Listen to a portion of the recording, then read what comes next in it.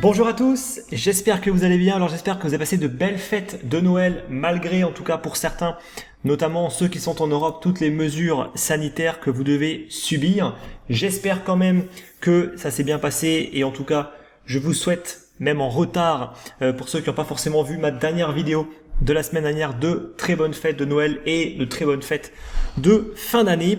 Alors aujourd'hui, on va continuer donc la vidéo, plutôt les vidéos sur le rapport annuel de Messari. Donc aujourd'hui, on va attaquer un chapitre assez intéressant qui va parler en fait des tokens synthétiques et notamment de la puissance des tokens synthétiques. Donc c'est le rapport annuel, le chapitre numéro 9. Pour ceux qui sont intéressés, je mettrai également le lien du rapport complet dans la description. Alors on va parler en fait de quoi dans cette vidéo, parce que j'ai quand même essayé en fait de prendre uniquement que ce qui est le plus intéressant, en tout cas pour moi. On va parler en fait de Grayscale. Grayscale, tout le monde en parle, mais personne ne parle de choses qui sont beaucoup plus intéressantes dessus. C'est d'une part le premium qu'on retrouve en fait dessus, et d'une deuxième part en fait la machine à cash Grayscale, sur laquelle en fait certains investisseurs accrédités se font littéralement des couilles en or, et je ne mâche pas en fait mes mots par rapport à ça, sur le dos de pas mal de monde qui, je pense, ne se rendent pas forcément compte de ce qui est en train de se passer. Donc, c'est un petit peu en fait comme ça qu'ils l'ont présenté dans le rapport. C'est notamment le trade, le Grayscale trade, qui est vraiment assez intéressant. Je vais un petit peu essayer de vous présenter un petit peu le fonctionnement en fait de Grayscale, parce que tout le monde en parle, mais j'ai pas l'impression que beaucoup de personnes, honnêtement, sachent comment ça fonctionne derrière. On va ensuite parler un petit peu de Yearn Finance, notamment avec le Yearn Vault, et notamment comment générer un maximum de revenus avec les crypto-monnaies. On va parler en fait des tokens synthétiques du moment. On va ensuite parler des tokens qui représentent des actifs financiers qui commencent vraiment à se démocratiser aujourd'hui. Et on va terminer par les indices crypto décentralisés. Ça aussi c'est assez prometteur, notamment pour les débutants. Ça évite en fait tout simplement d'acheter tout et n'importe quoi. On achète un marché, un secteur, un indice, et comme ça en fait on peut directement s'exposer à un panier de devises. On en reparlera également. Donc pas mal de choses à voir dans cette vidéo. Avant justement de commencer, n'oubliez pas, si vous n'êtes pas encore inscrit, pour recevoir mes lettres d'investissement, donc la prochaine sera envoyée dans à peu près une semaine. Donc le lien pour s'inscrire, comme d'habitude, toujours en description. Allez, on commence, on parle de Grayscale, cette machine à cash. Alors déjà en fait il faut comprendre une chose, c'est que Grayscale, quand on va aujourd'hui vouloir émettre de nouvelles parts, en fait, et qu'on est un investisseur accrédité, on peut émettre de nouvelles parts chez Grayscale, et pour ce faire, il faut tout simplement déposer soit du cash, soit des bitcoins directement, enfin bitcoin ou autre en fonction de ce que vous voulez acheter. Bien évidemment, il n'y a pas que le bitcoin sur Grayscale, mais en tout cas voilà, vous pouvez directement déposer du bitcoin, du cash et recevoir directement les parts du fonds qui ont été fraîchement créées. Alors bien sûr, c'est un processus qui est un petit peu long, qui prend du temps, mais c'est possible. Et ce qu'il faut comprendre, c'est qu'aujourd'hui, le prix de la part, il est fixe, c'est 1 GBTC, est égal à 0,00095 346 bitcoin. Bon, là ça vous parle pas, c'est très simple. Si on prend un bitcoin qui est à 23 $, ça veut dire tout simplement que la part devrait vous coûter, si le bitcoin coûte actuellement 23 000 $, 22 $. Sauf que si on regarde au même moment où le bitcoin vaut 23 000 $, combien vaut sur le marché 1 GBTC? Ben, c'est pas 22 en fait, c'est 30 $. Donc ça veut dire quoi? Ça veut dire qu'il y a un premium. Il y a un premium de près de 8 $ au moment où moi j'ai regardé, entre la valeur spot d'un bitcoin et le prix en fait que vous allez vous-même payer, qui va être beaucoup plus important. Donc ça, il faut quand même le comprendre, et c'est ça en fait qu'on appelle le premium. C'est la différence entre le prix que vous allez acheter et le prix sur le marché à l'instant où vous allez regarder. Alors ce premium, il a toujours été présent. Même il a plutôt réduit à l'heure actuelle, mais il tourne toujours aux alentours, on va dire, des 20 à 30% plus cher. C'est quand même assez important de bien le comprendre. Et ça, il y a des personnes qui l'ont bien compris et qui se gavent littéralement grâce à ce premium. Vous allez me dire comment? Ben, tout simplement en faisant de l'arbitrage. Voilà. Donc comment ça fonctionne? On va dire que c'est plutôt simple. Certains investisseurs accrédités, ils peuvent créer des nouvelles parts directement en envoyant à Grayscale des bitcoins ou du cash. Donc les parts vont être données, mais elles vont être bloquées sur une durée qui va varier entre 6 mois et 12 mois. Sauf qu'en fait, dès l'instant où la personne va recevoir cette part, il y a déjà en fait le premium.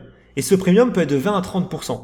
Donc ça veut dire que concrètement, la personne, c'est déjà que là, à l'instant T, elle a déjà fait une plus-value théorique de 20 à 30% qui correspond au premium. Bien évidemment, là, il n'est pas capable pour l'instant de le vendre. Donc certains en plus, il faut comprendre qu'ils peuvent emprunter des fonds, notamment en passant par Genesis Trading, qui sont partenaires de Grayscale, pour créer de nouveaux GBTC. Et ils vont eux-mêmes utiliser en fait ces GBTC comme collatéral pour le prêt qu'ils vont en fait tout simplement donner à Genesis Trading. Et ça en fait, ça devrait quand même vous rappeler en fait des choses, notamment sur ce qui se passe avec la DeFi et avec tout le système de prêt et de staking et de rémunération. C'est un petit peu un principe un petit peu similaire. Donc vous pouvez le voir en fait que autant on peut le faire avec la DeFi, mais autant les pros ils le font aussi. Donc Grayscale, eux, ils gagnent de l'argent parce que tout simplement, il y a des frais de gestion qui sont appliqués sur l'AUM. Donc l'AUM, c'est, on va dire, les actifs sous gestion. Genesis Trading, eux, ils vont gagner de l'argent grâce au taux d'intérêt. Et les investisseurs, eux, ils vont gagner de l'argent, notamment grâce au premium. Et en plus de ça, si le Bitcoin prend de la valeur, chose qu'il est souvent amené à faire sur une longue période de temps, on est doublement gagnant. Alors, il faut savoir que le premium sur le fonds principal sur le Bitcoin, donc le GBTC, il est entre 20 et 30%. Sur l'Ethereum, donc qui s'appelle le ETHE, il est de 50 à 80%. Donc là, le premium, il est vraiment extrêmement élevé. Donc là, en fait, vous devriez me dire, mais attends, comment ça se fait en fait qu'il y a un premium qui est aussi important? Justement, s'il y a des personnes qui s'en servent comme ça, qui vont acheter beaucoup moins cher et qui après vont le revendre, techniquement, ça devrait un petit peu réajuster. Alors déjà, en fait, le fait que c'est bloqué durant 6 à 12 mois, ça limite un petit peu les choses parce que on ne peut pas juste acheter et le vendre tout de suite. Il faut attendre un certain temps. Ça, c'est le premier point. Mais surtout, le fait qu'il y ait quasiment aucun autre produit pour que justement tous ces pros puissent investir sur le Bitcoin, ça pose beaucoup de problèmes parce que justement, il y a une rareté. Comme pour le Bitcoin qui est rare, il y a une rareté pour s'exposer au Bitcoin quand on est un pro et qu'on doit passer en fait par les plateformes régulées pour pouvoir s'exposer au Bitcoin. Alors, il y a le CME, mais ça ne correspond pas forcément à détenir en fait des parts de Bitcoin et c'est plus utilisé pour spéculer plutôt que pour holder sur le long terme. Alors que pour le coup, GBTC, c'est beaucoup plus dans l'optique de s'exposer au Bitcoin sur une longue période de temps avec un frais qui est assez faible. 1% par an, c'est vraiment pas grand chose. Sur le CME, ça coûte beaucoup plus cher. Donc, ça, c'est la raison. Et surtout, en fait, le fait qu'il n'y a pas d'autres produits et encore moins d'ETF qui ont été approuvés pour l'instant par la SEC aux États-Unis. Et ça, pour le coup, c'est autant, on va dire, un avantage pour toutes les personnes qui profitent comme ça du fait qu'il n'y a quasiment que Grayscale aujourd'hui. Mais surtout, ça fait que ceux qui veulent s'y exposer payent également beaucoup plus cher. Donc, il y a des gagnants et il y a des perdants en fait dans l'histoire. Et il faut quand même faire attention par rapport à ça. Pourquoi ? Parce que si jamais demain il y a un ETF qui arrive, le premium va s'effondrer. Parce qu'il y aura plus du tout en fait cet intérêt à ce que on paye aussi cher pour s'exposer au Bitcoin, vu qu'il y aura d'autres produits avec des frais plus ou moins similaires, même voire moins chers. En général, un ETF, on paye pas 1% par an, on paye beaucoup moins. Donc, vous voyez que il suffirait en fait qu'il y ait une concurrence qui arrive pour que là vraiment ça puisse littéralement impacter ce premium. Et ça en fait c'est extrêmement dangereux. C'est extrêmement dangereux pourquoi ? Alors notamment pour tous ceux qui font du prêt donc de collatéral en fait et qui vont mettre leur GBTC directement en collatéral parce que vous imaginez bien que rien que grâce à ce premium, il y a moyen de gagner quand même vraiment beaucoup d'argent. Sauf que si ce premium disparaît rapidement, ça pourrait quand même poser beaucoup de problèmes, notamment au niveau du collatéral, mais c'est pas forcément là où ça poserait le plus de problèmes, surtout pour les investisseurs qui eux vont acheter des parts qui ne vont pas créer, qui vont acheter en fait sur le marché beaucoup plus cher et qui vont après commencer à pas mal baisser, notamment à cause du premium, mais surtout parce que le GBTC peut également être aujourd'hui utilisé comme collatéral, notamment par des services assez connus comme BlockFi. BlockFi, on sait aujourd'hui qu'ils ont du collatéral qui est en GBTC. Si demain le premium s'effondre, c'est tout de suite 20 à 30% de moins sur le collatéral. Et ça, pour le coup, il faut quand même le prendre en compte. Donc, Grayscale, c'est très très bien. Ça prouve vraiment qu'il y a un intérêt, il y a eu une telle création de nouvelles parts sur justement les derniers mois. Je crois qu'ils ont justement mis en pause la création en fait de nouvelles parts sur les principaux produits en fait que propose Grayscale. Donc c'est juste une pause temporaire, mais juste pour vous dire là, justement, je vous mets en fait le graphique qui vous montre l'évolution de l'AUM, donc Asset Under Management, donc le nombre d'actifs sous gestion, donc l'évolution en termes de dollars. On était à peu près à 1 ou 2 milliards, on va dire en début d'année 2020. On est aujourd'hui à quasiment 15 milliards, pas tout à fait, un petit peu moins. Vous voyez quand même l'évolution assez incroyable sur le GBTC, et vous imaginez bien que grâce à la hausse du Bitcoin et grâce au premium, il y a littéralement des gros qui se sont fait, je le redis, et excusez-moi du langage, des couilles en or, ne serait-ce que parce qu'ils peuvent faire un effet de levier. En plus de ça, il y a un premium qui est ultra avantageux de 20 à 30%, et en plus de ça, avec un Bitcoin qui ne cesse de prendre de la valeur. Donc à mon avis, il y en a certains qui sont pas à plaindre. Voilà, donc Grayscale, je trouve que c'est assez intéressant justement la manière en fait dans laquelle c'est abordé dans le rapport. Donc ceux qui veulent voir la version originale, c'est dans le chapitre 9. Ensuite, qu'est-ce que nous parle ce rapport? Il nous parle de Yearn Finance et du Yearn Vault, qui est un produit qui a été créé par Yearn Finance, qui permet en fait tout simplement de placer vos crypto-monnaies dans des coffres, donc Vault pour coffre, et d'obtenir en fait les meilleurs rendements en plaçant automatiquement vos fonds sur les pools de liquidité qui vont rémunérer le plus.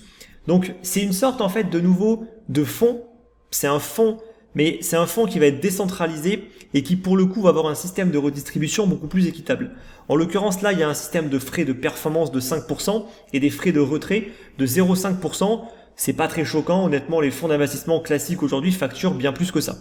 Et aujourd'hui, il y a déjà entre 50 et 100 millions de dollars sous gestion dans justement le Yearn Vault. Donc Yearn Finance, honnêtement, très très gros projet à surveiller, notamment avec le token, le YFI, qui est à mon sens un des plus gros tokens aujourd'hui qu'il faut surveiller dans le domaine de la DeFi. Ensuite, les tokens synthétiques du moment. Alors, qu'est-ce que sont des tokens synthétiques? Ça va être des tokens qui vont représenter un autre token, comme par exemple le Bitcoin. Donc, on a le Bitcoin, le vrai Bitcoin, et il y aura des représentations de ce Bitcoin. Alors, il peut y avoir différentes technologies qui peuvent être utilisées, mais par exemple, le plus connu aujourd'hui, ça va être le Wrap Bitcoin. Le Wrap Bitcoin, c'est un token qui a tokenisé, qui représente un Bitcoin. On a le REN Bitcoin également. On va avoir le CDAI de Compound. On va avoir le CETH de Compound également. J'en avais justement déjà parlé en fait dans les vidéos précédentes. Et il faut savoir qu'aujourd'hui, ça commence à peser assez lourd. Rien que le Wrap Bitcoin, c'est 2,3 milliards de dollars. Le CDAI, c'est 1,7 milliard de dollars.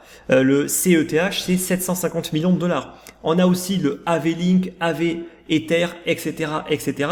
Donc chaque plateforme de prêt a aujourd'hui créé justement ces tokens-là qui va vous donner en fait une part dans un pool de liquidité. Le DAI en fait également, c'est un token synthétique qui a été créé notamment en mettant en collatéral de l'Ethereum, et on a ensuite tout ce qui est possible de créer par exemple avec la plateforme Synthetix également, très très belle plateforme avec son token le SNX qui permet également de créer, donc là le mécanisme il est un petit peu différent mais ça reste un peu similaire quand même.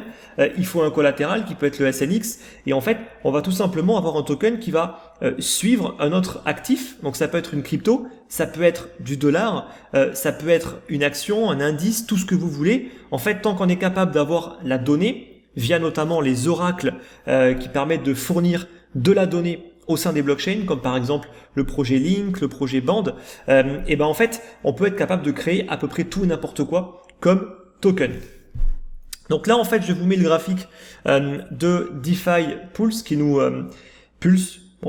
qui nous montre un petit peu l'évolution du nombre de Bitcoin bloqués en fait aujourd'hui dans la DeFi et notamment via tous ces tokens qui représentent et qui permettent d'avoir du Bitcoin dans la blockchain Ethereum principalement, mais pas que. On l'a également par exemple avec le RenBTC. Et ben on voit quand même que on était quasiment à zéro en début d'année et on a vraiment eu une explosion. On est monté à plus de 60 000 Bitcoin. Ça commence quand même à pas mal peser. On est quand même pas mal rebaissé. Aujourd'hui, on est encore à peu près à 30 000 Bitcoin. Donc ça commence quand même à faire pas mal. Donc les tokens, à mon avis, synthétiques, qui vont représenter en fait et qui permettent une sorte d'interopérabilité en fait, parce que on peut utiliser des crypto-monnaies en fait comme le Bitcoin dans tout un tas en fait d'autres blockchains, et ça pour le coup ça permet quand même vraiment de faire beaucoup plus de choses grâce à ce type de token. Donc de nouveau, secteur extrêmement performant et c'est assez intéressant de nouveau de se plonger un petit peu là-dedans. On a ensuite les tokens qui représentent des actifs financiers. Alors c'est un petit peu le même principe que ce que je viens de vous présenter notamment avec Synthetix, sauf que là en fait c'est réalisé notamment par la plateforme FTX qui a lancé il y a quelques mois de cela les actions tokenisées. Alors bien sûr c'est un coup marketing pour profiter en fait de la hype du moment sur tous les GAFAM, Tesla, etc., sur lesquels les gens sont en train de spéculer en fait comme des malades. C'est bien évidemment un coup avant tout marketing qui va leur permettre de générer des revenus. Faut quand même pas se leurrer par rapport à ça. Ça reste une prouesse aujourd'hui assez intéressante parce que on peut spéculer sur ce type d'actifs sans avoir toutes les contraintes des bourses classiques qui vont avoir des horaires d'ouverture, de fermeture, qui vont être fermés le week-end, les jours fériés, etc., etc. Là, pour le coup, on peut trader et échanger absolument à n'importe quel moment ces tokens-là qui représentent des titres financiers. Donc là, en l'occurrence, des actions. Donc, la grande question, c'est est-ce que c'est viable sur le long terme? Parce qu'aujourd'hui, il y a eu d'autres plateformes qui ont essayé de le faire et qui ont essuyé en fait des refus directement de la SEC, notamment la plateforme Abra qui avait essayé et qui n'a pas réussi. Donc beaucoup se demandent justement comment est-ce que FTX a réussi à le faire vu que beaucoup d'autres n'ont pas réussi. Est-ce qu'ils sont extrêmement forts justement du côté légal et compliant ou est-ce qu'ils sont hyper borderline? Là pour le coup j'avoue ne pas trop savoir. En tout cas ce qui est sûr c'est que FTX est une plateforme qui est basée aujourd'hui comme beaucoup dans des paradis fiscaux, et en termes de régulation c'est sûr que c'est pas non plus le summum, c'est pas un Gemini quoi, d'accord? Donc on peut pas non plus, voilà, c'est à mon sens c'est aussi pour ça. Il y a l'aspect réglementaire qui leur fait qu'ils ont encore quelques possibilités. Le fait que les Américains soient également interdits de leur plateforme doit quand même un petit peu les aider à ce que la SEC ne se mêle pas trop en fait de ce qu'ils font, mais il faut quand même rester prudent par rapport à ça. Ça reste par contre clairement une innovation de pouvoir investir sur des titres financiers sans avoir à s'embêter à acheter une part d'action complète. Aujourd'hui, notamment en Europe, on est obligé en fait d'acheter une action en entier. Si une action coûte 1 000 $, eh bien il faut avoir 1 000 $ pour l'acheter. Alors c'est pas forcément le cas partout, notamment aux États-Unis. On peut aujourd'hui acheter des actions fragmentées, c'est possible notamment sur des grosses plateformes comme sur Interactive Broker. On peut acheter en fait des actions fragmentées. Malheureusement, c'est uniquement, c'est pas pour les Européens, donc c'est pour tous les autres, mais pas les Européens à cause des magnifiques règles européennes. Mais en tout cas, moi j'ai pu le tester, notamment sur mon compte eBay, ça fonctionne quand même plutôt bien. Donc, on va dire que cette partie-là en fait est intéressante. Notamment à mon avis l'aspect liquidité, le fait de se dire bon ben tiens là par exemple il est 8h du matin en France, je peux vendre mon action Apple. Dans la pratique ça on ne peut pas le faire, il faut attendre que la bourse de New York ou du Nasdaq par exemple ouvre pour pouvoir le faire, et ça pour le coup c'est quand même un avantage assez intéressant à voir comment ça se développe. En tout cas pour l'instant FTX sont quand même lancés sur un développement de beaucoup de produits. Ils ont également tout juste lancé la pré-IPO de Coinbase. Donc ça veut dire que l'IPO n'a même pas encore été vraiment approuvé. Il y a juste justement il y a une requête qui a été faite pour pouvoir notamment faire une IPO de la part de Coinbase, et FTX a déjà listé un produit en fait qui permet de spéculer sur la future valeur qu'aura en fait l'action de Coinbase. Donc vous voyez quand même qu'ils sont vraiment un petit peu partout, et dès qu'il y a un coup à faire, ils sont quand même ultra réactifs, ça on peut pas leur reprocher. Et on va terminer avec les indices crypto décentralisés. Alors là, notamment, on va retrouver Token7. Token7, j'en avais déjà parlé il y a très longtemps. Il y a plus d'une année, en fait, dans une conférence que j'avais organisée. Token7, en fait, c'est aujourd'hui une plateforme qui permet de créer des indices. Alors, un indice, c'est quoi? C'est un panier de crypto-monnaies. Par exemple, ils ont créé l'indice DeFi Pulse Index. Donc, ils ont pris une dizaine, je crois qu'ils ont pris à peu près 10, 11 des meilleurs projets DeFi qu'ils ont pondérés. Très souvent, c'est en fonction de la capitalisation, donc 10, 15, 20%. Bref, ils ont pondéré un petit peu à leur sauce. Là, j'ai plus vraiment en tête les règles exactes, mais en tout cas, à mon avis, je pense que il y a une partie en fait qui doit être liée à la liquidité et à la market cap. Et en gros, nous, en fait, au lieu de s'embêter à se dire, est-ce que je dois acheter du SNX? Est-ce que je dois acheter du Yearn Finance? On peut directement acheter la part de fonds que nous propose justement Token7 avec son indice, le DeFi Pulse Index. On achète directement une part de fonds qui va représenter un panier de devises, tout comme par exemple quand vous investissez en fait dans un fonds d'investissement, dans un ETF, dans n'importe quel produit classique, vous achetez des parts et ces parts représentent des sous-jacents qui vont être, là en l'occurrence, des crypto-monnaies. Il y aura un rééquilibrage bien évidemment qui sera fait de manière automatique pour conserver la pondération initiale, et il y aura des frais de gestion qui vont être appliqués de l'ordre de 1%. Alors aujourd'hui, 1% par rapport à ce que ça permet en fait d'avoir accès, c'est quand même pas très très cher. Certes, si on compare à des ETF où on peut payer 0,10, 0,05, voire même encore moins cher parfois, certes ça fait un peu cher, mais honnêtement, on reste en fait dans les cryptos. 1% de frais de gestion, c'est quand même pas grand chose par rapport au gain de temps, tout simplement au gain de temps et même au gain de performance. En général, aujourd'hui, battre un indice, c'est assez compliqué. Quand vous achetez tout le marché, en général, déjà, vous êtes quasiment sûr de faire aussi bien que le marché. Alors que dans la pratique, la plupart des gens sont déjà incapables de base de faire aussi bien que le marché. Et ensuite, on a également le projet Melon. Donc le projet Melon qui permet en fait, lui, de créer plus un fonds d'investissement sur la blockchain. Alors c'est un petit peu similaire quand même avec Token7, mais c'est un petit peu plus poussé en fait dans le sens où c'est vraiment pour créer un fonds dans la blockchain. Alors aujourd'hui, il faut quand même pas oublier que il y a des restrictions.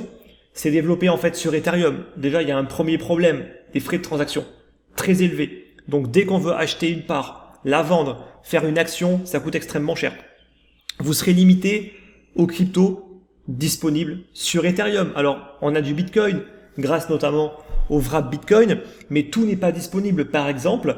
Donc ça, il faut aussi le prendre en compte. Il y a également aujourd'hui des possibles problèmes de liquidité. Il faut aussi faire attention par rapport à ça. C'est pas forcément le cas pour toutes, mais en tout cas, il peut y avoir des problèmes de liquidité sur certaines crypto-monnaies. Donc, il faut quand même faire un petit peu attention. Donc, il y a pas mal de choses pour lesquelles il faut être quand même conscient. Mais pour moi, c'est vraiment très intéressant. Et je pense clairement, en fait, que dans l'avenir, pour les débutants, en fait, pour s'exposer aux altcoins, il y aura des indices altcoins, comme le fait notamment FTX. FTX propose, alors pour l'instant ce sont des contrats futurs, mais peut-être que bientôt ce sera directement des fonds, comme notamment le fait Token7, qui vont coûter beaucoup moins cher que des contrats futurs qui eux vont quand même coûter beaucoup plus cher. Même si on prend des contrats trimestriels, il faut quand même les racheter plusieurs fois. Bref, c'est quand même un petit peu embêtant. En tout cas, ça va se développer, et concrètement, pour qu'un débutant s'expose aux cryptos, honnêtement, ce sera beaucoup plus simple pour lui de s'exposer directement en se disant très bien, je vais acheter le top 50, le top 125 des altcoins, et comme ça, je me prends pas la tête. Voilà. Et très souvent, en faisant ça, on fera mieux en fait que la plupart des gens qui vont vouloir acheter au cas par cas et qui vont pas réussir. Tout comme c'est le cas en fait déjà dans les actions. Dans les actions, on le sait aujourd'hui, si on se met sur des indices, on est peinard on suit le marché. Si on veut s'embêter à acheter directement les actions, on perd un temps de malade pour au final avoir une performance qui va être très souvent inférieure aux indices. Voilà. Donc après, il faut choisir ce qu'on a envie de faire. Mais concrètement, pour les cryptos, pour moi, c'est une avancée, notamment pour permettre aux débutants d'arrêter en fait de faire n'importe quoi et d'acheter tout et n'importe quoi. Comme ça, ils achètent le marché. Il y aura peut-être un petit peu de n'importe quoi en fait dedans, mais il y aura aussi des projets en fait qui vont performer. Voilà. Donc j'espère que c'est clair là, par rapport à tout ça. Donc pas mal d'informations de nouveau. Je vous rappelle que le lien du rapport est dans la description. Donc si vous avez des questions, écoutez, comme toujours, n'hésitez pas à les poser dans l'espace de commentaires. On se retrouve comme d'habitude dimanche prochain, même heure, pour la prochaine vidéo. Je vous dis bon dimanche et bonne fête à tous.